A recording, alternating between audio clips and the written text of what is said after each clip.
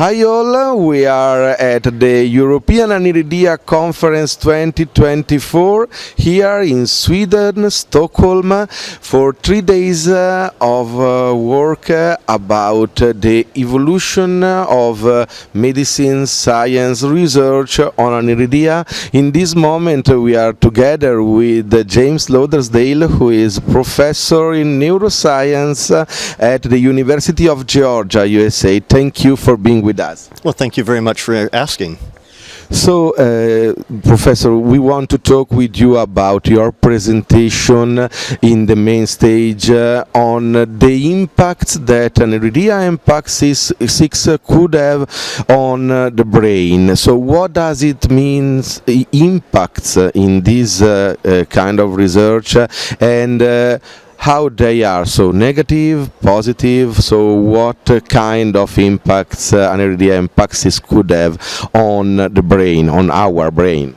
Sure. As you might guess, the answer is going to be somewhat complicated, so we're going to try to break it down. The first thing that we need to remember is that the PAX6 gene, which is involved in aniridia, is really, really important for putting the brain together in the first place, and that it has a lot of jobs in helping the brain function after we're born. And so if one takes away a little bit of PAX6, as happens in aniridia, that means that the brain might not develop quite the same way as somebody who has a normal amount of PAX6. And so this is just simply a statement of fact, that we can see that there are small changes in the brain, both in terms of how the structures are put together and how the brain works. Now, at a daily level, the changes that we see have some practical consequence. So the most important problem probably for somebody with aniridia outside of vision is in hearing. And I don't mean the ability to hear sound, I mean the ability to process information in a noisy environment. And so a psychologist calls this the cocktail effect.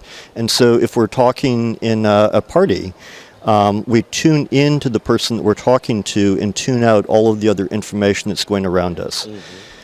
People with aniridia have a harder time doing that. And so for the practical consequence, and we're going to go to children here, is that a child in a noisy classroom is going to have a harder time processing the information that the teacher's telling them than children who don't have aniridia. And so the solution to that is often to put the child in a quieter environment, get rid of background noise, and then they can hear what the teacher is saying.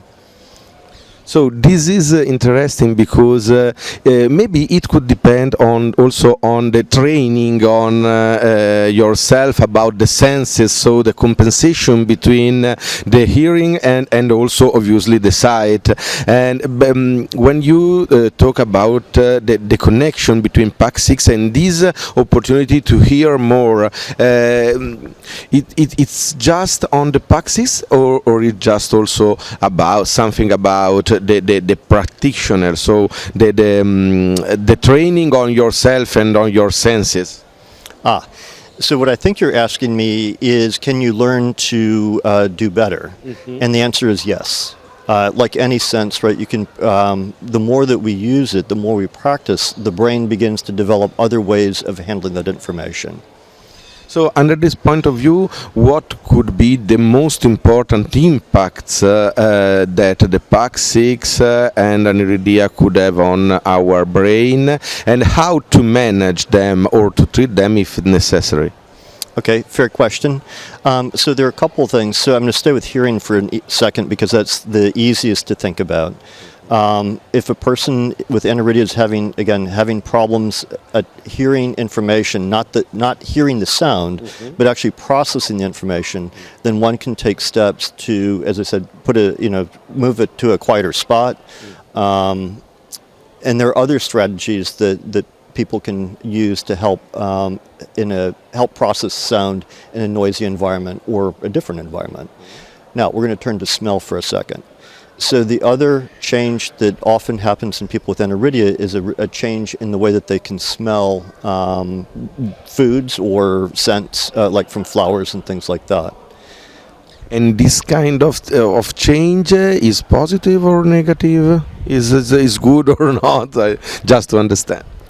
I'm not sure I would call it good or bad. It simply is, and it's not just people with aniridia. As we get older, we also lose our sense of smell. So, in many respects, somebody with aniridia who's younger has a sense of smell like somebody who's older, right? So you can still smell, you can enjoy. It's just that I might not be able to smell something as easily, like a flower, as my daughter, who's 30 years younger than I am.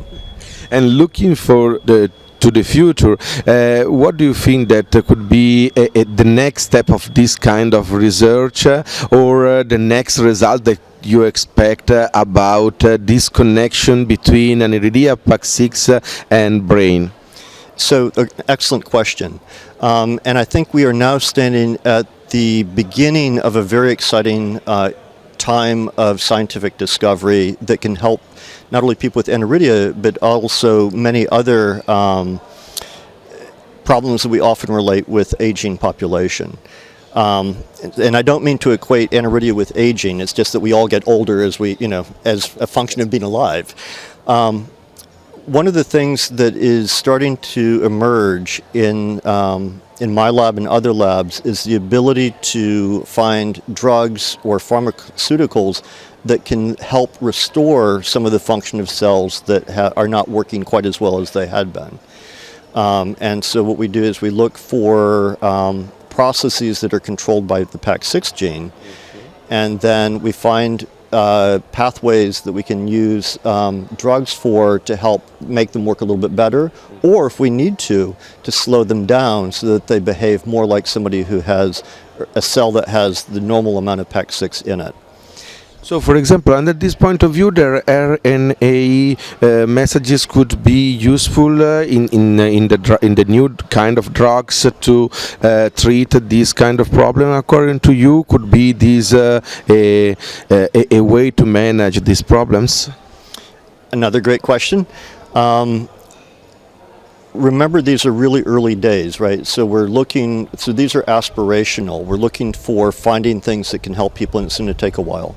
But the approach that many labs are doing now is to look at drugs that are already approved for treating other disorders in people, or other conditions in people. It doesn't have to be a disorder.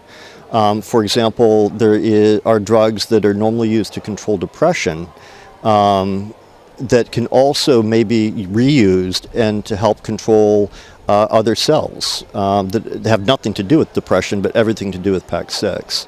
And so the general idea here is that many labs are looking to repurpose drugs that are already approved for use in people to see if we can use them to help manage aniridia better. So, and last question about this other presentation on the stage.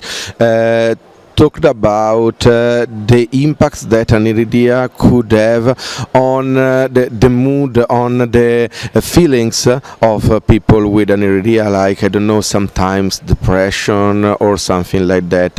According to you, in your research, talking about the impacts on the brain, you found something like this? You are agree or not on this kind of connection, we can say? If the question is, actually, could you repeat the question?